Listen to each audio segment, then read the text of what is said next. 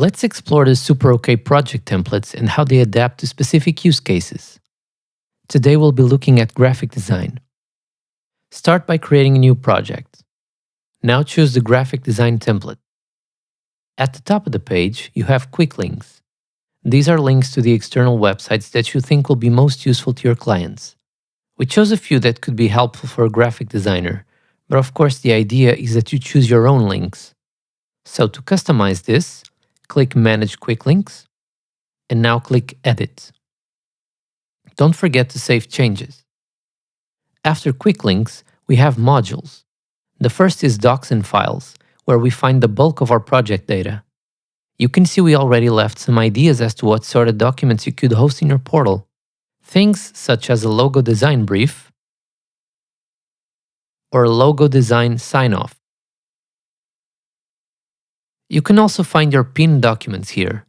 These are documents that we included in the pinned folders of this project, which means the documents inside of this folder will always show up on the main dashboard. Instead of pinned documents, we could have called this knowledge base, for example. If you want to change this, go to Settings, Pinned Folders, and change the name of the folder here. In this case, we left 3 PDFs here called Logo Design Concept, Logo Style Guide, and Logo Usage Guidelines.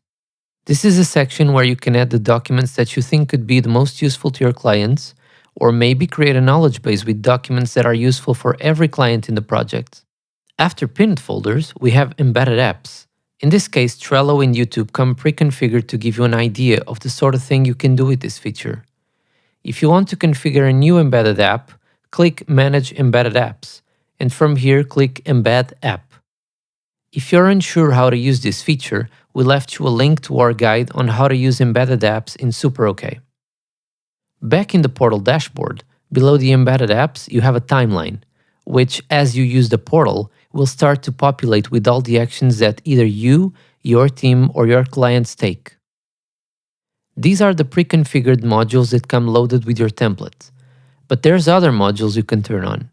By going to Settings, Modules, you'll see that Pages and Integrations are all grayed out.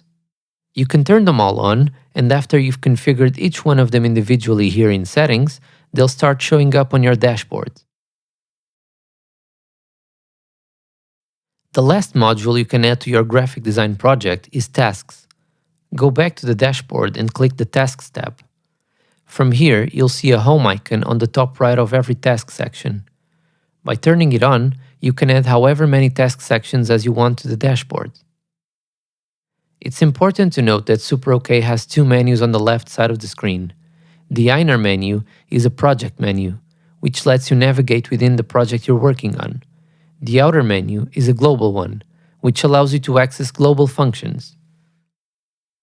In Projects, you can see and access all the projects in your account. In Clients, you can see all the clients in your account and invite them to their specific projects. In Tasks, you can see every task from every project in your account and who they're assigned to. In Templates, you can see and access every available SuperOkay template, both project templates and document templates. In the library, you can access and edit your library of reusable contents. And finally, in Settings, you can access settings related to your account, like setting up a custom domain or inviting team members.